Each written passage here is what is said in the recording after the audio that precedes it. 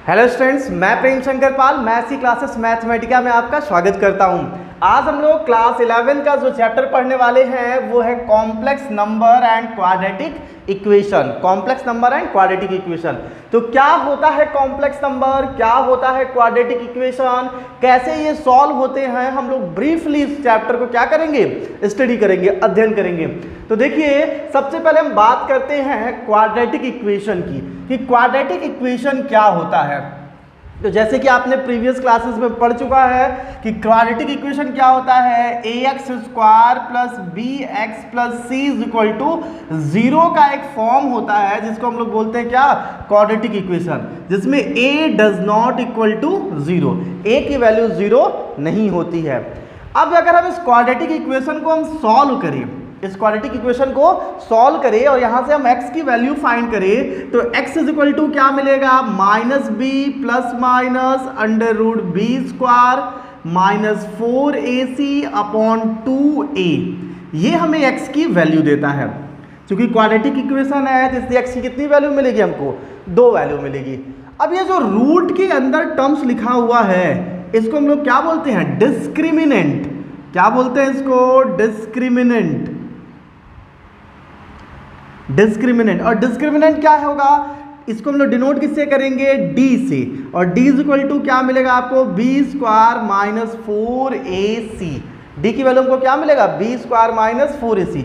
अब d वाले cases में अगर d की वैल्यू, ये जो d है यानी बी स्क्वायर माइनस 4ac है, अगर ये B square minus 4ac greater than 0 है, या हम ऐसे बोल सकते हैं कि d की वैल्यू 0 से क्या मिल रही है, ग्रेटर मिल रही है। यहाँ पे जो बी स्क्वायर माइनस 4ac है, अगर इसकी वैल्यू 0 से आपको ग्रेटर मिल रही है, समझिएगा ये वैल्यू मैं बात कर रहा हूँ, ये बी स्क्वायर माइनस 4ac। तो अगर रूट के अंदर कोई टर्म्स लिखा हुआ है और वो है क्या, बी स्क्वायर माइनस 4ac, और इसकी वैल्यू, इसी को हम लोग किससे डिनोट कर रहे हैं, d से। तो अगर d की वैल्यू 0 से बड़ी मिल रही है तो जो रूट्स होंगे वो कैसे होंगे, रियल होंगे एंड अनइक्वल होंगे। क्या होंगे, अनइक्वल, यानी डिफरेंट रूट्स मिलेंगे आपको। अब अगर दूसरी केसेस में हम देखें कि जब d की वैल्यू 0 के इक्वल हो जाए, ये वाली केसेस हो, तो जब d की वैल्यू 0 के इक्वल होगा तो फिर से वही रूट्स कैसे होंगे, रियल होंगे एंड इक्वल होंगे। हमें क्या मिलेगा, रूट्स रियल भी मिलेगा और इक्वल भी मिलेगा। लेकिन अगर जो d है वो लेस देन 0 मिल जाए, यानी बी स्क्वायर माइनस 4ac की वैल्यू जो भी मिलेगी वो 0 से छोटी हो, यानी निगेटिव टर्म्स हमको मिल जाए, इस केसेस में जो रूट्स होंगे वो कैसे होंगे, इमेजिनरी होंगे। कैसे मिलेंगे हमको, इमेजिनरी। और ये इस टाइप के क्वेश्चन क्या होंगे, इमेजिनरी क्वेश्चंस कहलाएंगे। जैसे देखिए, एक क्वेश्चन हम लेते हैं, x² plus 4 is equal to 0। अगर इसे सॉल्व करके x की वैल्यू निकालना होगा तो कितना मिलेगा। प्रीवियस क्लासेस में हम लोग 10th में ऐसा क्वेश्चन पढ़े हैं, लेकिन वहां पे x² माइनस 4 आपको मिला होगा। लेकिन अगर x² plus 4 is equal to 0 होगा और इसे सॉल्व करना होगा तो x की वैल्यू क्या देगा, तो जरा ध्यान से समझिएगा, x² इज इक्वल टू इस साइड जाएगा तो -4, और x इज इक्वल टू क्या मिलेगा, प्लस माइनस रूट में -4, और ये सॉल्व नहीं होगा। हम बोलेंगे ये डिफाइन नहीं है, डज नॉट डिफाइन। 10th तक तो हम लोग यही बोलते थे डिफाइन नहीं है। लेकिन अब यहां पे जो x is equal to plus minus root -4 है, इसको सॉल्व करने का जो प्रोसेस है, ये कैसे सॉल्व होगा, वो जो प्रोसेस है वो प्रोसेस ही कहलाएगा क्या, कॉम्प्लेक्स नंबर। ठीक है, यानी x is equal to plus minus root -4 है, तो इसको सॉल्व करने का जो प्रोसेस है वो प्रोसेस हमको कहां पे मिलेगा, कॉम्प्लेक्स नंबर में। कहां पे मिलेगा, कॉम्प्लेक्स नंबर में। अब जरा देखिए ये कैसे, हम यहां पे जो क्या करते हैं ऐसा कि जो कॉम्प्लेक्स नंबर हमको मिल जाता है, तो x is equal to plus minus root -4 है, क्या हम इसको ऐसे लिख सकते हैं, √4 इंटू -1, ये वाला टर्म्स ऐसा, या x is equal to plus minus √4 into root में -1।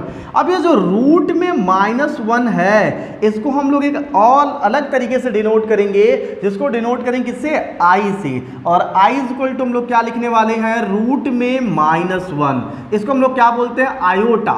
क्या बोलते हैं, iota.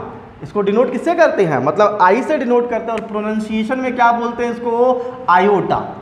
i is equal to क्या होगा, रूट में -1। तो यहाँ से अगर हम और सॉल्व करें, दोनों साइड का स्क्वायर कर दे तो आई स्क्वायर मिलेगा, और आई स्क्वायर की वैल्यू क्या मिलेगा, root -1 into root -1 is equal to क्या हमको मिल जाएगा, जब किसी रूट, देखिए जैसे हम यहाँ पे मल्टीप्लाई करते हैं √2 इंटू √2, तो यहाँ से हमें क्या मिल जाता है, 2 मिल जाता है। तो रूट -1 इंटू रूट -1 हमको क्या देगा, -1 देगा। अब अगर हम दोनों साइड i का मल्टीप्लाई कर दे तो ये हमें क्या मिल जाएगा, आई स्क्वायर इंटू आई, और इधर हमें -1 इंटू आई मिल जाएगा, तो ये हमको देगा आई क्यूब, और ये हमें क्या मिलेगा, -i। तो आई क्यूब की वैल्यू -i, आई स्क्वायर की वैल्यू हमको कितना मिल गया, -1। अगर हम फिर से दोनों साइड का i का मल्टीप्लाई कर दे तो I cube into I is equal to -i into I, यहाँ से हमको क्या मिलेगा, i⁴, और ये क्या हो जाएगा, -i स्क्वायर, और i स्क्वायर की वैल्यू देखिए कितना है, i स्क्वायर की वैल्यू आपके सामने देखिए लिखा हुआ है, ये कितना है, -1। तो i स्क्वायर की वैल्यू -1 है, तो यहाँ से हम क्या कर सकते हैं, i स्क्वायर की वैल्यू -1 लिखेंगे तो i⁴ की वैल्यू पहले से माइनस है तो -1, और i⁴ की वैल्यू कितनी मिल जाएगी, 1 मिल जाएगी। तो इस तरीके से हम किसी भी आयोटा की वैल्यू क्या कर सकते हैं, फाइंड कर सकते हैं। तो हमें क्या याद रखना होगा कि जो i है उसकी वैल्यू कितना मिलेगा, -1, आई स्क्वायर की i की वैल्यू √-1, आई स्क्वायर की वैल्यू -1, आई क्यूब की वैल्यू -i, और i⁴ की वैल्यू 1 मिलेगा। और ये i क्या कहलाएगा, इमेजिनरी, ये क्या है, इमेजिनरी नंबर, क्योंकि यहाँ पे x is equal to root plus minus root -4, तो ये तो इमेजिनरी था। तो अब इसको शो करने के लिए जो नंबर हमने लिया आयोटा, वो क्या कहलाएगा, इमेजिनरी नंबर। क्लियर हुआ आपको इतना? तो अब देखिए ये क्या बन जाएगा, ये हो जाएगा हमारा x इज इक्वल टू ±√4, और रूट में हम क्या लिखेंगे, i। तो ये हो जाएगा, भाई देखिए रूट में -1 है तो ये क्या कहलाएगा, i कहलाएगा। आई स्क्वायर की वैल्यू क्या मिलेगी, -1, तो यहाँ पे देखिए क्या है, -1, तो यहाँ हम लिख सकते हैं आई स्क्वायर, और जब x की वैल्यू निकालेंगे तो +-2i आएगा। ये हमारा क्या हो जाएगा, आंसर हो जाएगा। जो x² + 4 = 0 था, उसको सॉल्व करने पर जो हमको आंसर मिलेगा वो क्या मिलेगा, +-2i। इतना क्लियर हुआ? अब हम बात करते हैं कॉम्प्लेक्स नंबर की, कि कॉम्प्लेक्स नंबर क्या है। देखिए कॉम्प्लेक्स नंबर को डिनोट किया जाता है z से। इसको हम इरेज कर देते हैं, इसे इरेज कर देते हैं, देखिएगा समझिएगा। अब हम बात करते हैं कॉम्प्लेक्स नंबर के बारे में। कॉम्प्लेक्स नंबर क्या है? देखिए कॉम्प्लेक्स नंबर को हम डिनोट करते हैं z से। किससे डिनोट करते हैं, z से। z = होता है a + ib, a + ib, जिसमें a को हम बोलते हैं रियल पार्ट और ib हमारा क्या होता है, इमेजिनरी पार्ट। इमेजिनरी पार्ट, देखिए i साथ में है इसलिए b को हम लोग बोलते हैं इमेजिनरी पार्ट, और a क्या कहलाएगा, रियल पार्ट। तो a हो गया हमारा रियल पार्ट और ib हमारा क्या हो गया, इमेजिनरी पार्ट। और डिनोट किससे करेंगे हम लोग, z से। अब अगर हम एक एग्जांपल ले, z = 2 + 3i, 2 + 3i, तो बताइए इसमें रियल पार्ट क्या होगा। तो देखिए रियल z, रियल पार्ट मतलब रियल z क्या कहलाएगा, 2, और इमेजिनरी z क्या होगा, वो हो जाएगा 3। एक और एग्जांपल हम लोग लेते हैं, z = 6 - 7i, 6 - 7i। तो यहाँ से हमें इस वाले केसेस में रियल z हमको क्या देगा, ये रियल z देगा 6, और इमेजिनरी z क्या देगा हमको, -7। -7i नहीं, i का जो कोफिशिएंट है वो इमेजिनरी कहलाएगा, और यहाँ पे जो कांस्टेंट टर्म है वो हमारा क्या कहलाएगा, रियल z। तो ये हो गया हमारा रियल z, और ये हो गया हमारा क्या, ये हमारा हो गया इमेजिनरी z हो गया। इमेजिनरी z की वैल्यू हमको कितना मिल गया, -7। आइए आगे देखते हैं। अब हम बात करेंगे इक्वालिटी की। चलिए आगे देखते हैं हम लोग कि दो कॉम्प्लेक्स नंबर, सपोज करिए एक z है a + ib एंड ये z1 है, और यहाँ पे Z2 दिया है C प्लस ID और कह रहा है Z1 इक्वल टू Z2 है, यानी दो कॉम्प्लेक्स नंबर आपस में इक्वल होते हैं तो उनके रियल और इमेजिनरी पार्ट पे क्या फर्क पड़ता है। तो देखिए Z1 इज इक्वल टू अगर Z2 है, इसका मतलब क्या है कि A प्लस IB इक्वल होगा C प्लस ID के। ये तभी पॉसिबल है जब A किसके इक्वल हो C के एंड B किसके इक्वल हो D के। इसका मतलब है कि रियल पार्ट इक्वल होगा रियल पार्ट के एंड इमेजिनरी पार्ट इक्वल होगा किसके, इमेजिनरी पार्ट के। तभी दो कॉम्प्लेक्स नंबर आपस में क्या हो सकते हैं, इक्वल हो सकते हैं। यानी दो कॉम्प्लेक्स नंबर आपस में इक्वल है, इसका मतलब क्या हुआ कि उसका रियल पार्ट भी इक्वल है और उसका इमेजिनरी पार्ट भी इक्वल है। क्लियर हुआ है आपको। चलिए नेक्स्ट हेडिंग हम लोग लगाएंगे conjugate of a complex number. Next heading हम लोग लगाएंगे क्या, conjugate of a complex number. Complex number, conjugate of a complex number कि किसी कॉम्प्लेक्स नंबर में कॉन्जुगेट क्या होता है। तो अब देखिए अगर एक कॉम्प्लेक्स नंबर z है जिसको डिनोट किया जा रहा है a प्लस IB से, तो उसका कॉन्जुगेट होगा z बार। उसको किससे डिनोट करेंगे, z बार से। और होगा क्या, ये जो उनके रियल और इमेजिनरी पार्ट का साइन है वो साइन चेंज हो जाएगा। अगर कोई complex number a plus IB है तो उसका जो कॉन्जुगेट होगा वो हमको क्या मिलेगा, a माइनस IB। हमें क्या मिलेगा, a माइनस IB। एंड अगर एक z है 2 माइनस 3i, एक एग्जाम्पल हम लोग समझते हैं कि 2 माइनस 3i है और अगर हमें इसका कॉन्जुगेट निकालना है यानी z बार निकालना है तो हमको क्या मिलेगा, 2 प्लस 3i। ये हो जाएगा हमारा क्या, कॉन्जुगेट। क्लियर हुआ आपको कि किसी भी कॉम्प्लेक्स नंबर का कॉन्जुगेट क्या होता है, उस कॉम्प्लेक्स नंबर के रियल और इमेजिनरी पार्ट के बीच का जो साइन होता है उसको हम लोग क्या करते हैं, चेंज कर देते हैं। जो देखिए a और IB के बीच का साइन प्लस है तो उसका कॉन्जुगेट होगा माइनस, और यहाँ 2 माइनस 3i के बीच का जो साइन है वो माइनस है तो उसका कॉन्जुगेट क्या हो जाएगा, प्लस हो जाएगा। चलिए अब हम बात करते हैं इसकी प्रॉपर्टीज पे, properties of a conjugate of a complex number. यानी हम प्रॉपर्टीज की बात करेंगे कि इसकी प्रॉपर्टीज क्या क्या है।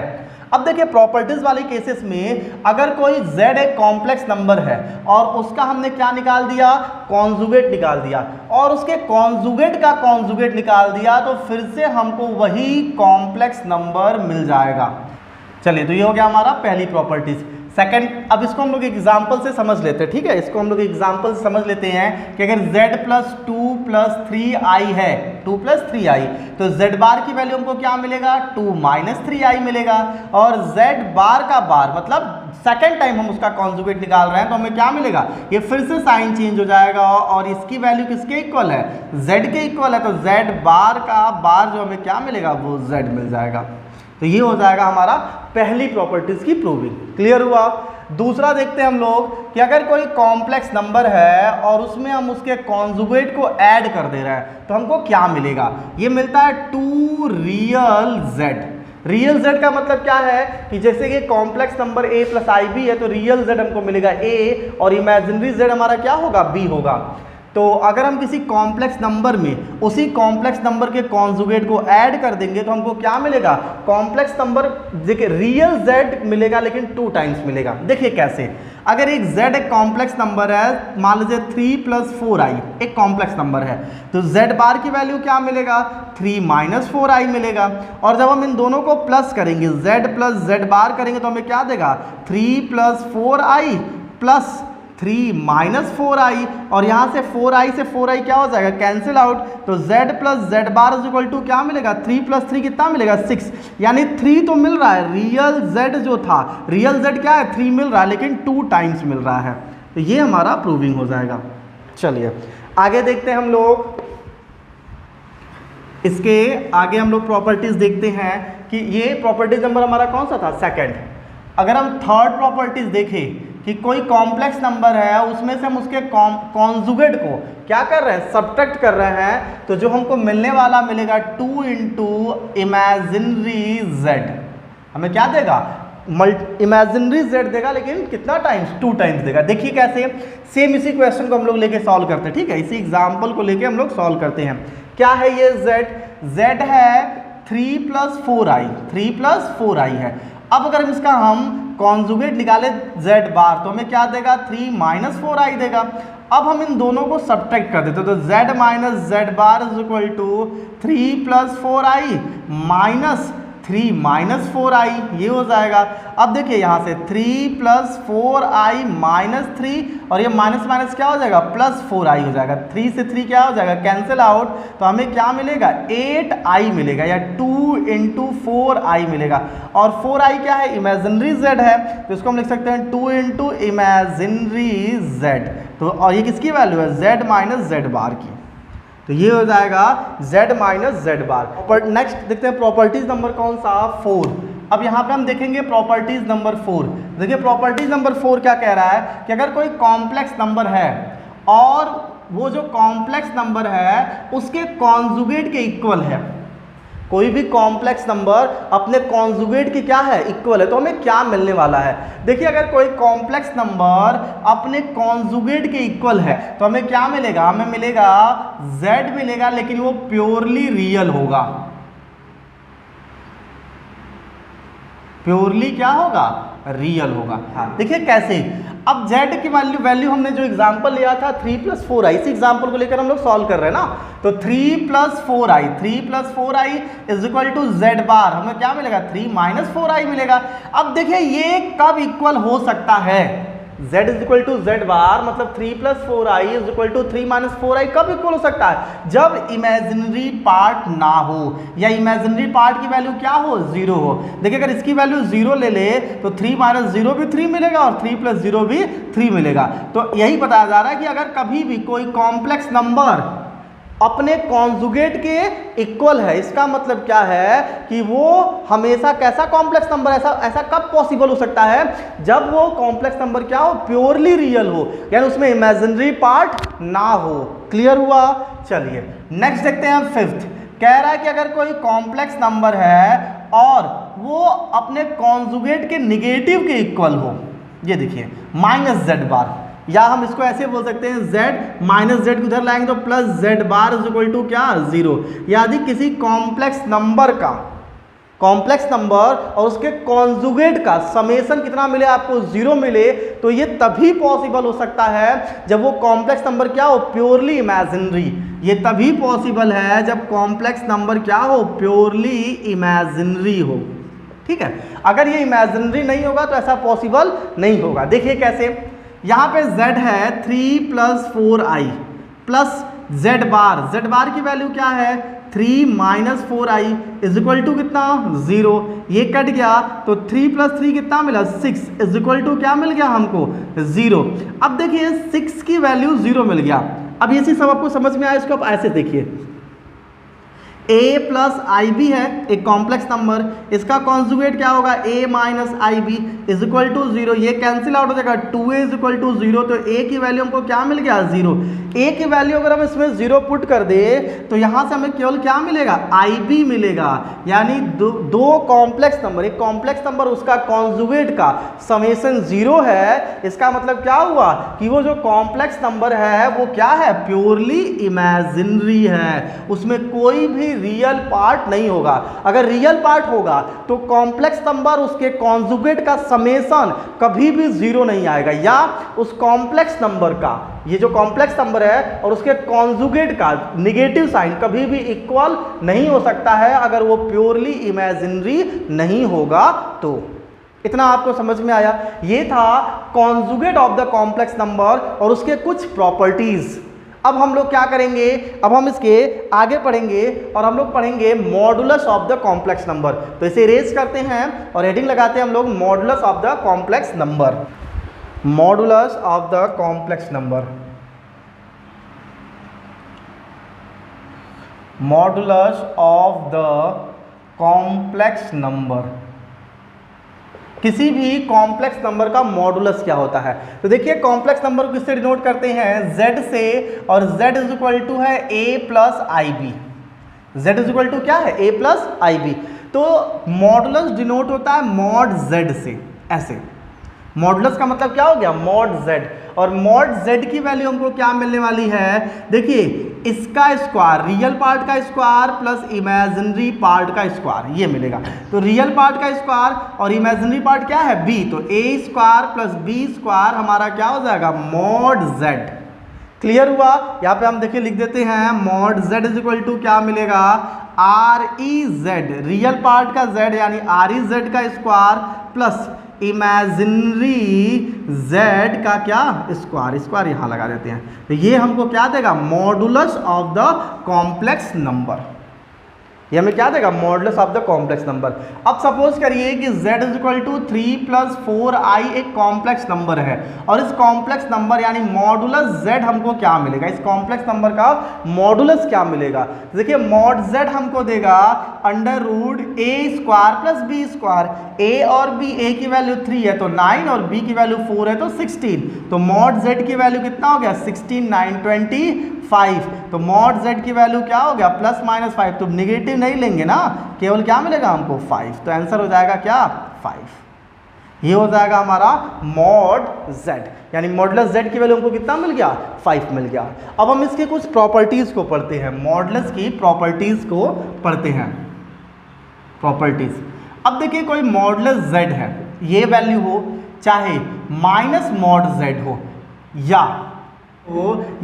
उसका कॉन्जुगेट हो, सबका मॉडुलस सेम आएगा, सबका मॉडुलस क्या आएगा, सेम आएगा। देखिए जैसे अगर हम z is equal to a + ib ले लें तो मॉड z की वैल्यू हमको क्या मिलेगा, √a² + b स्क्वायर, ठीक है। माइनस मॉड z की वैल्यू हमको क्या मिलेगा, तो देखिए पहले -z करेंगे अगर हम, तो यहाँ से -z हमको क्या दे देगा, -a -ib ये देगा, और माइनस मॉड z क्या होगा, तो √-a का स्क्वायर प्लस -b का स्क्वायर, और ये हमको क्या देगा, a² + b स्क्वायर ही देगा। यानी जो मॉड z की वैल्यू आया वही किसकी वैल्यू आया, माइनस मॉड z का, और वही किसकी वैल्यू आएगा, z बार यानी उसके कॉन्जुगेट का। देखिए कैसे कि z बार हमारा क्या हो जाएगा, अगर z की वैल्यू a + ib है तो z बार हमको क्या देगा, a - ib देगा, और जब हम मॉडुलस z बार निकालेंगे तो हमें क्या देगा, a² और प्लस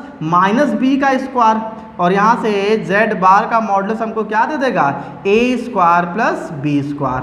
क्लियर हुआ है आपको कि कभी भी किसी भी कॉम्प्लेक्स नंबर का जो मॉडुलस होता है उसके कॉन्जुगेट का भी मॉडुलस वही होता है, या उस जो कॉम्प्लेक्स नंबर है उसके नेगेटिव का भी मॉडुलस क्या होता है, वही होता है जो किसी कॉम्प्लेक्स नंबर का मॉडुलस होता है। क्लियर हुआ है आपको। चलिए नेक्स्ट प्रॉपर्टीज देखते हैं हम लोग, सेकंड प्रॉपर्टी देखते हैं। किसी भी कॉम्प्लेक्स नंबर और उसके मॉडुलस का जो मल्टीप्लिकेशन होता है, किसी भी कॉम्प्लेक्स नंबर और उसके कॉन्जुगेट का जो मल्टीप्लिकेशन होता है उसके मॉडुलस के स्क्वायर के इक्वल आता है। क्या आता है, उसके मॉडुलस के स्क्वायर के इक्वल आता है। देखिए कैसे, z इज इक्वल टू हो गया a + ib and mod z is equal to क्या, z bar is equal to क्या हो जाएगा, a - ib, तो z इंटू जेड बार क्या देगा, a + ib into a - ib। अब एक ब्रैकेट में a + ib और सेकंड ब्रैकेट में a - ib, तो हमें क्या देगा, a² + b स्क्वायर देगा, और a² + b स्क्वायर अगर z a + ib है तो z बार हमको क्या देगा, √a² + b स्क्वायर, और दोनों साइड का स्क्वायर कर देंगे तो मॉड z का स्क्वायर क्या हो जाएगा, a² + b स्क्वायर हो जाएगा। यानी a² + b स्क्वायर की जगह हम क्या लिख सकते हैं, मॉड z का स्क्वायर, और यहाँ ये किसकी वैल्यू है, z इंटू जेड बार। तो कभी भी किसी भी कॉम्प्लेक्स नंबर का उसके कॉन्जुगेट का मल्टीप्लिकेशन उसके मॉडुलस के स्क्वायर के इक्वल होता है। क्लियर हुआ। चलिए अब लोग थर्ड प्रॉपर्टीज पढ़ते हैं कि अगर कोई कॉम्प्लेक्स नंबर दिया हुआ है और वो p/q का फॉर्म दिया है, क्या दिया है, p/q का फॉर्म, यानी z1/z2 का मॉडुलस है, तो इसको हम z1 का मॉडुलस अपॉन z2 का मॉडुलस लिख सकते हैं। ठीक है। अगर कोई Z1 बाई Z2 का मॉडुलस है तो इसको हम उसके अलग अलग मॉडुलस के भी इक्वल लिख सकते हैं, यानी Z1 का मॉडुलस अपॉन Z2 का मॉडुलस लिख सकते हैं। Properties number 4, Z1 plus Z2 का मॉडुलस का स्क्वायर है, समझ, Z2 के मॉडुलस का स्क्वायर है तो उसको हम क्या लिख सकते हैं, Z1 के मॉडुलस का स्क्वायर प्लस Z2 के मॉडुलस का square plus 2 real Z1 into Z2 बार, ये लिख सकते हैं। ये दोनों आपस में क्या आएगा, इक्वल आएगा। तो ये था मॉडुलस से रिलेटेड क्या, उसकी प्रॉपर्टीज। अब हम लोग हेडिंग लगाएंगे multiplicative inverse.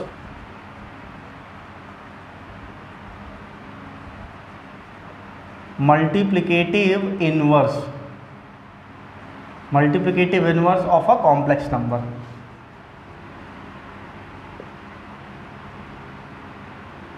Multiplicative inverse of a complex number, यानी हम कॉम्प्लेक्स नंबर का क्या फाइंड करेंगे, मल्टीप्लिकेटिव इनवर्स। अब देखिए मल्टीप्लिकेटिव इनवर्स क्या है, अगर z इज इक्वल टू है a प्लस आई बी, क्या है a प्लस आई बी, तो उसका मल्टीप्लिकेटिव इनवर्स क्या होगा, 1 बाई z। ठीक है, अब इसको ऐसे समझते हैं कि z का मल्टीप्लिकेटिव इनवर्स का मतलब क्या है, z एक कॉम्प्लेक्स नंबर है, उसमें ऐसे किस चीज का मल्टीप्लाई कर दे कि 1 आ जाए।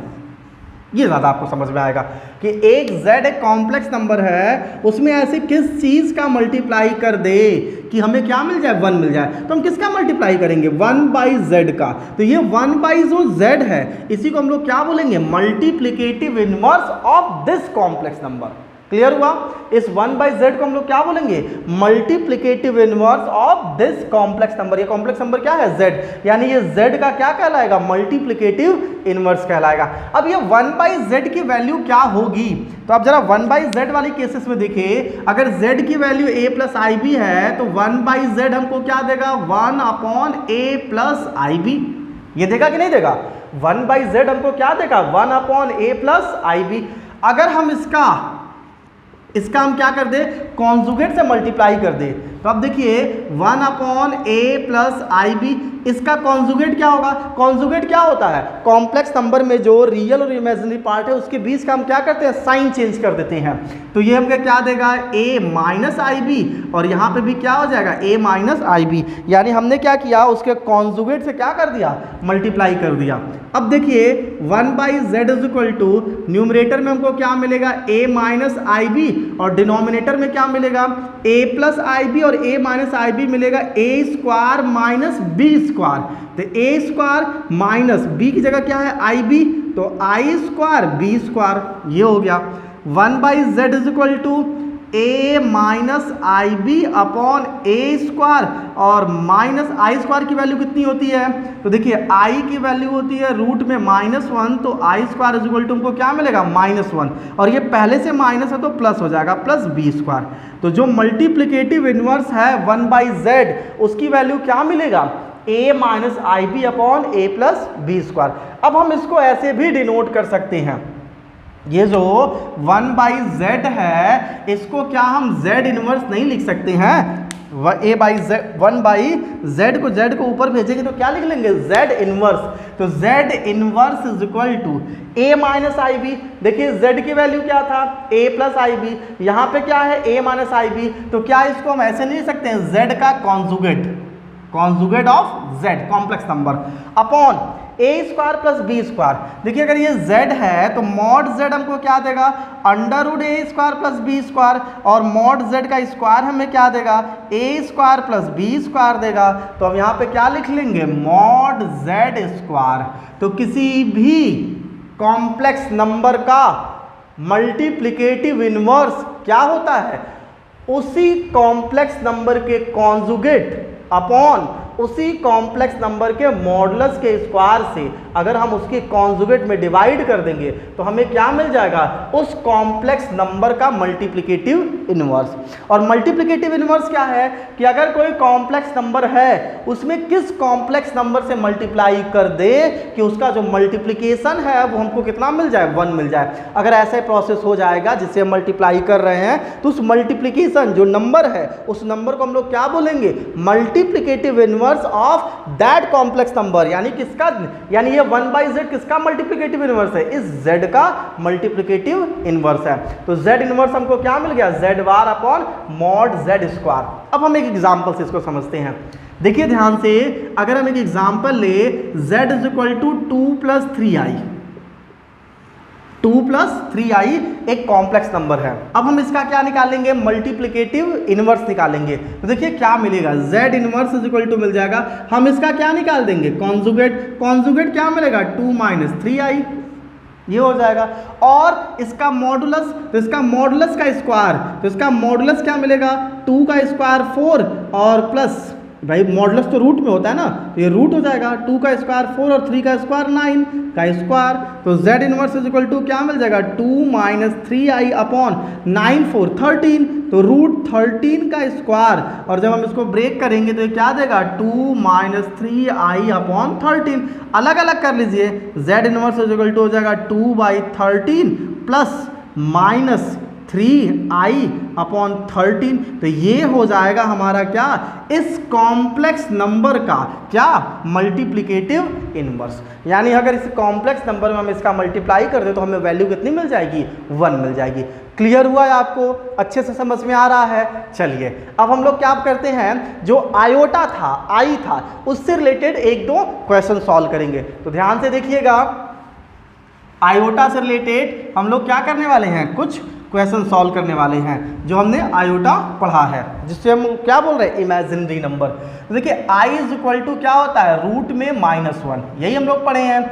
और आई स्क्वायर की वैल्यू कितनी हुई? -1। आई क्यूब की वैल्यू कितनी हुई? -i। और i⁴ की वैल्यू कितनी हो गई? 1 हो गई। तो अब इन चारों पे बेस्ट तरीके से हम लोग किसी भी कॉम्प्लेक्स नंबर, किसी भी आयोटा की क्या कर सकते हैं? वैल्यू निकाल सकते हैं। जैसे दिया है i⁴ कह रहा है इसकी वैल्यू क्या होगा?